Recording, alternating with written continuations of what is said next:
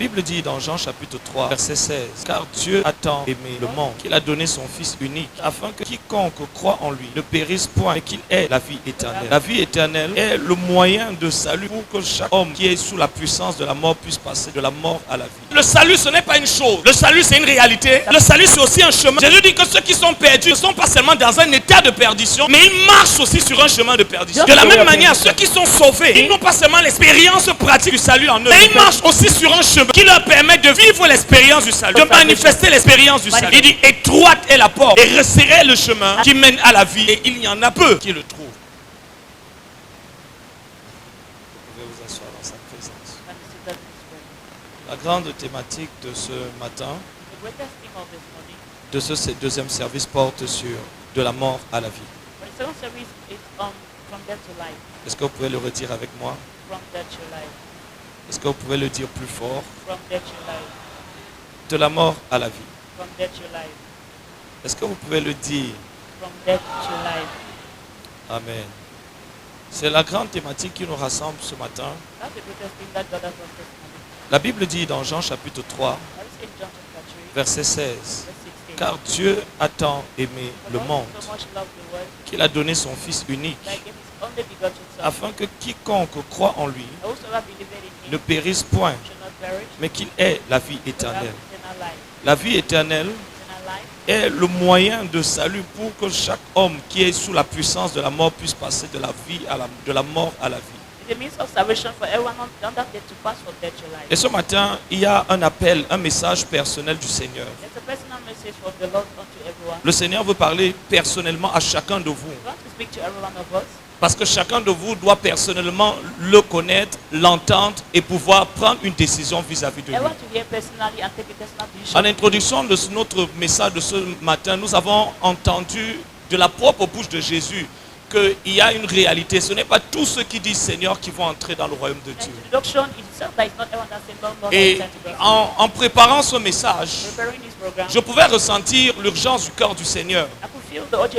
Parce qu'on a d'un côté beaucoup de personnes dans l'église qui ne savent pas ce que c'est être sauvé. Si on leur demande de définir ce que c'est le salut, ce que c'est être sauvé, on réalisera que d'une personne à une autre personne, on a plusieurs explications différentes. Et c'est normal. Le salut, c'est une expérience. Le salut, ce n'est pas une explication. Et Jésus fait savoir qu'il y a deux chemins. Il y a un premier chemin qui est un chemin large et spacieux, qui a pour objectif d'amener tous ceux qui marchent sur ce chemin vers la perdition. Et Jésus dit que beaucoup, la majorité des personnes, autant dans l'église que dans le monde, marchent sur le chemin large. Parce que l'une des choses que nous devons apprendre, le salut, ce n'est pas une chose. Le salut, c'est une réalité. Mais le salut, c'est aussi un chemin. Jésus dit que ceux qui sont perdus ne sont pas seulement dans un état de perdition, mais ils marchent aussi sur un chemin de perdition. De la même manière, ceux qui sont sauvés, ils n'ont pas seulement l'expérience pratique du salut en eux, mais ils marchent aussi sur un chemin qui leur permet de vivre l'expérience du salut, de manifester l'expérience du salut. Il dit, étroite est la porte et resserré le chemin qui mène à la vie, et il y en a peu. Et il y en a combien? Peu qui le trouvent.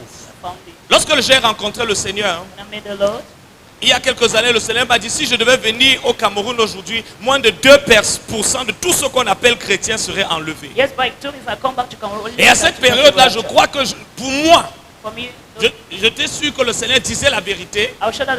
Parce que Jésus dit toujours la vérité. Mais je n'arrivais pas à comprendre pourquoi. Pourquoi quelqu'un peut être à l'église et il n'est pas sauvé? Pourquoi on peut écouter les prédications tous les jours et ne pas être sauvé? Pourquoi est-ce qu'on peut, après avoir écouté le message de l'évangile, savoir que si je veux être sauvé, voici ce que je dois faire, et quand même continuer de vivre une vie à l'image du cœur et du caractère d'une personne qui est perdue? Pourquoi? Parce que ce n'est pas aussi facile que de recevoir le salut que juste prendre rédiger une lettre, rédiger une carte, écrire son nom et donner quelques informations sur une carte de décision.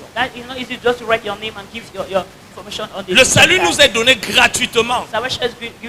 Mais l'obtention du salut, elle correspond à un certain nombre de règles qui font que très peu de personnes sont prêtes à accepter le salut sur ces conditions. Permettez-moi de vous amener dans les Écritures. D'après l'évangélisation moderne, nous disons naturellement aux gens que si tu es ici et tu veux être sauvé, tu dois croire en Jésus. Et si tu crois en Jésus et tu confesses Jésus, tu seras sauvé. Est-ce que c'est faux? Ce n'est pas totalement faux, mais ce n'est pas totalement vrai non plus.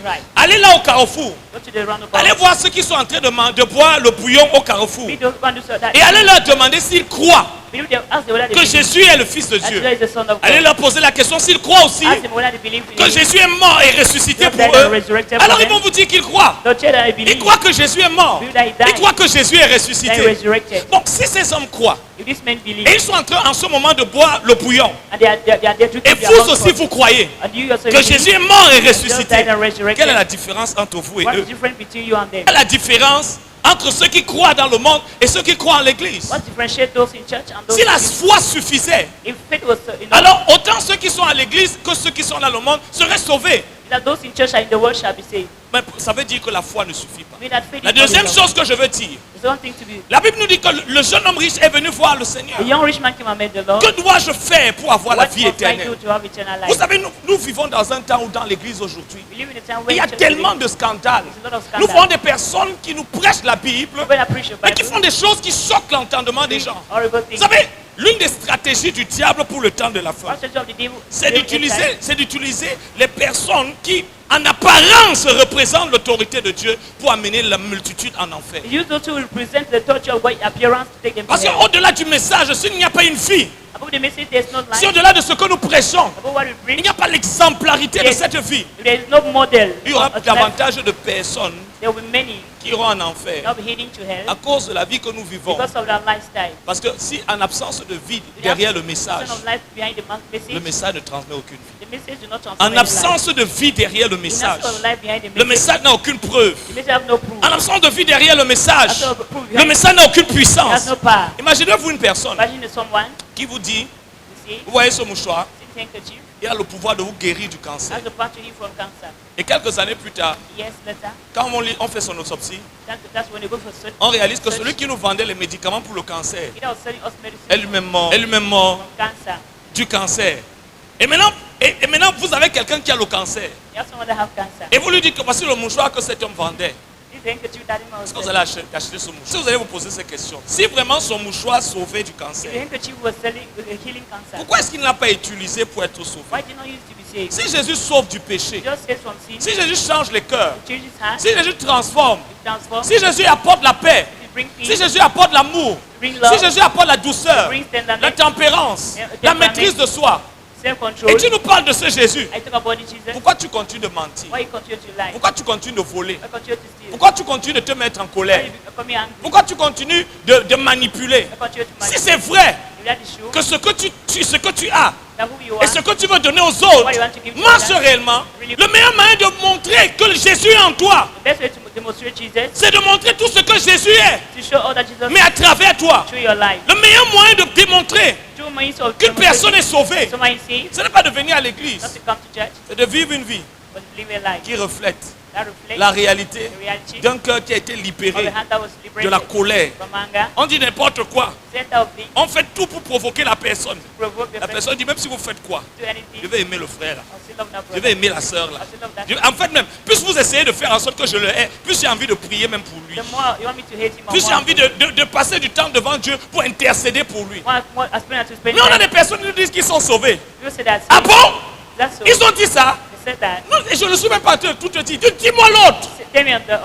À partir de maintenant, Jésus dit beaucoup sont ceux qui y entrent. Il est possible de parler en langue et d'être en train de courir sur ce chemin. Il est possible pour un homme de chanter et d'être loin et d'être en train de marcher sur ce chemin. Il est possible de voir les anges et d'être quand même en train de marcher sur le chemin large et spacieux. Et Jésus dit, peu sont ceux qui le cherchent et le trouvent. Peu sont ceux qui le trouvent.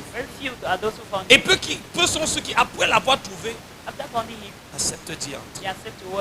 C'est pour ça que parfois, quand vous mélangez toutes ces personnes qui ne sont pas sauvées, il y a des problèmes. Il n'y aura jamais de problème entre les chrétiens.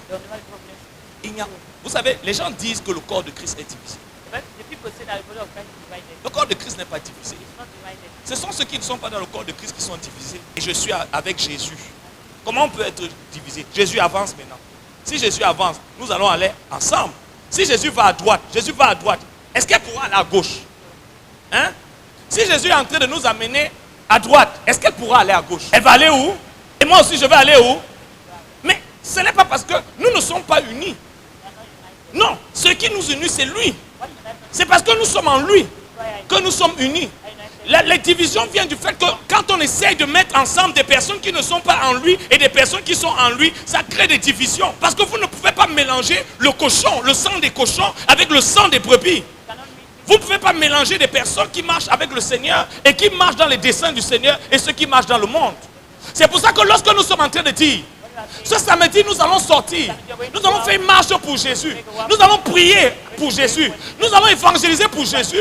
Tous ceux qui doivent être là avec Jésus, ils seront où? Ils seront là.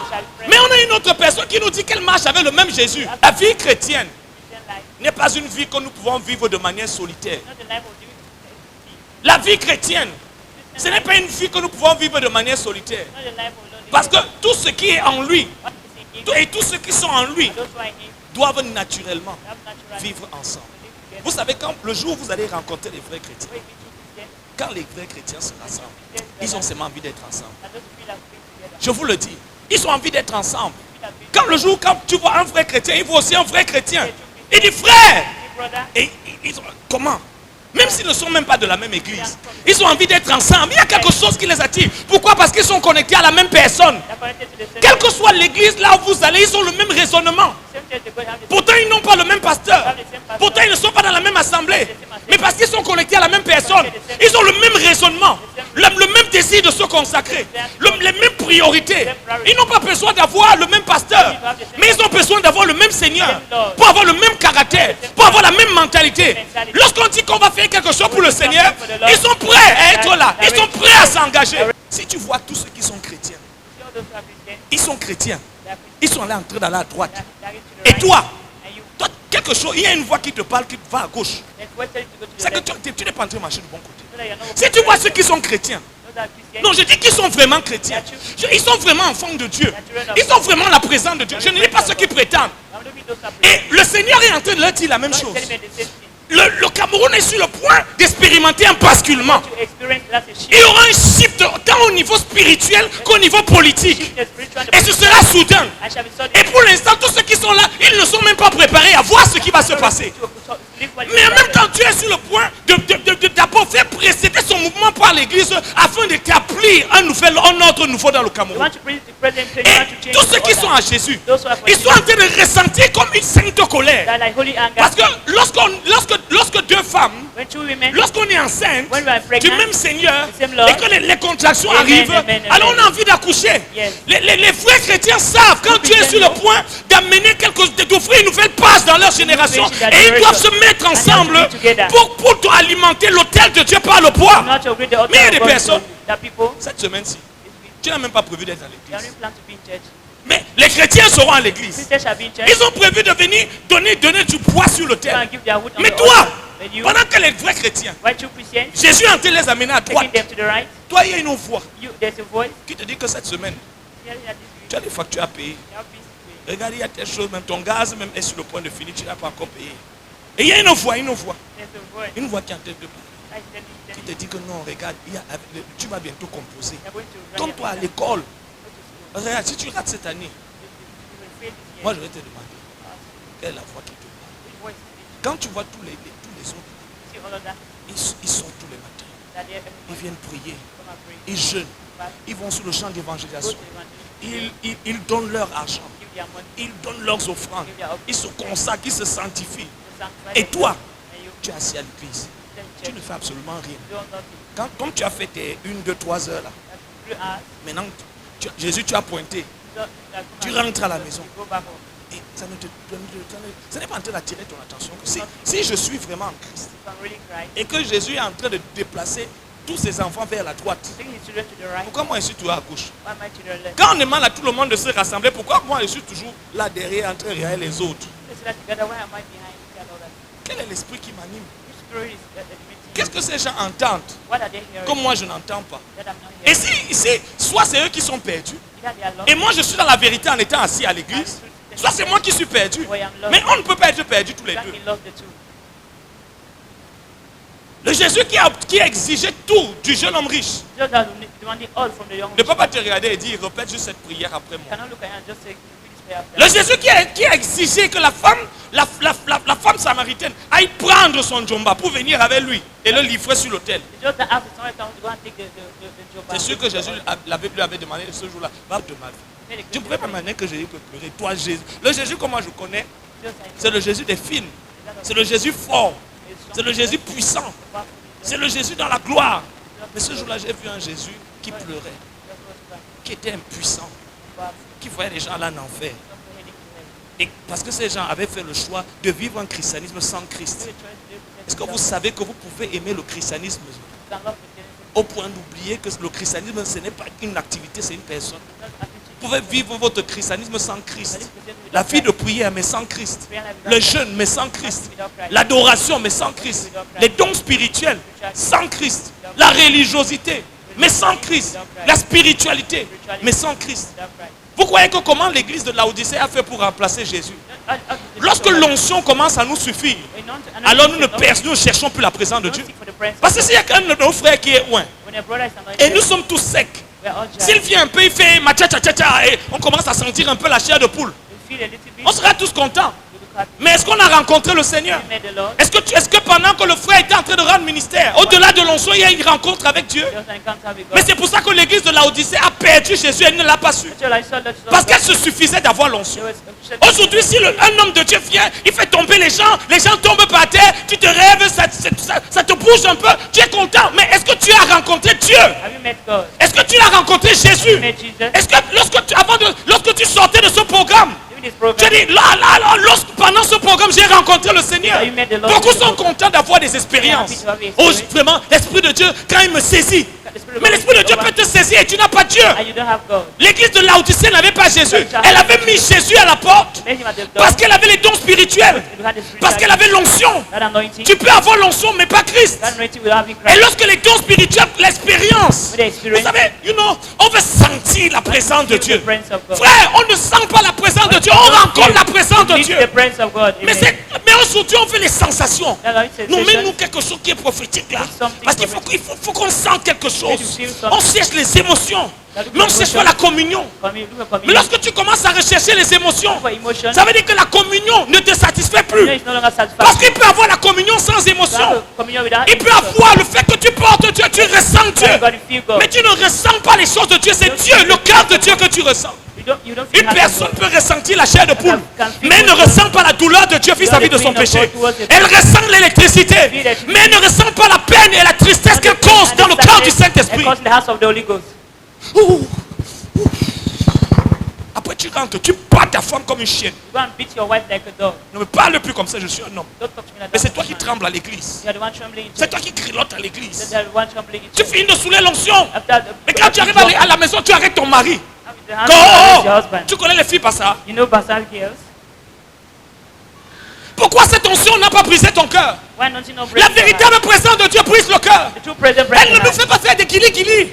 La véritable présence de Dieu, comment tu sais que c'est la présence de Dieu? C'est pas parce que tu commences à sentir la chair de poule. Non, tu sais que c'est la présence de Dieu parce que tu commences à sentir le cœur de Dieu. Tu commences à entendre le cœur de Dieu. Tu commences à entendre la voix de Dieu. Mais il y a des gens, ils sentent l'onction tous les jours, mais ils n'entendent pas la voix de Dieu. Si tu lui demandes, tu vas où avec Dieu? Il ne peut pas te dire. Mais c'est maman souleuse d'onction. C'est le papa qui soule l'onction. Mais il n'entend plus la voix de Dieu depuis longtemps. Frère, Jésus m'a amené dans une église au Cameroun. Il m'a dit, viens, je vais te montrer quelque chose. Nous sommes arrivés devant cette église. Elle était en construction. Et des grands témoignages. Tu sais, le Cameroun. Oh, je suis venu rendre grâce parce que vraiment, le Dieu de mon père. Le Dieu de mon père, le prophète Louis Michel. Alors le Dieu de mon père, on était en train de célébrer tous les miracles, tout ça. Et moi je suis entré, je vois Jésus à la porte. Seigneur, pourquoi tu es à la porte? Il dit, moi, n'entre pas dans le genre d'église ici. Il dit, ma dernière visite dans cette église, c'était il y a 3 mois. Et ils ne savent même pas. Une église, quand les gens perdent Jésus dans leur vie, quand ils viennent à l'église, ils ne peuvent même plus faire la différence. Entre un culte où il y avait la puissance, il y avait l'onction, il y avait le prophétique, mais il n'y avait pas Jésus. Parce que lorsque le focus commence à être mis sur les sensations, parfois je rends ministère aux gens. Moi je dispense la présence de Dieu. Mais tu sens que la personne, il faut sentir quelque chose. Tu sens, il est en train d'attendre quelque chose qu'il veut sentir. La présence de Dieu, elle ne vient pas nous faire sentir. Elle vient nous faire ressentir le cœur de Dieu. Elle vient nous révéler le cœur de Jésus. Elle vient nous révéler le cœur de Jésus pour les gens qui sont en train de périr. Elle vient nous révéler le cœur de Jésus pour une génération qui est en train de mourir. Elle vient nous révéler le cœur de Dieu, l'amour de Dieu, la passion de Dieu, la vision de Dieu, la présence de Dieu. Lorsque cette présence est là, on commence à ressentir un amour mutuel les uns pour les autres. Je commence à ressentir quand je regarde François, j'ai envie de prier davantage pour lui. C'est les effets de la présence de Dieu dans mon cœur. Cette soeur qui est toujours rétrograde, je commence à pleurer. Pourquoi tu pleures? C'est Jésus qui me fait pleurer pour toi. Jésus me fait pleurer pour toi. Parce que tu n'es pas à l'endroit là où tu dois être. Ce sont les vrais effets de la présence de Dieu. C'est quoi cette présence de Dieu qu'on sent? Mais on n'arrive pas à nous changer. Elle n'arrive pas à nous briser. Elle n'arrive pas à tuer l'orgueil, de tuer la colère.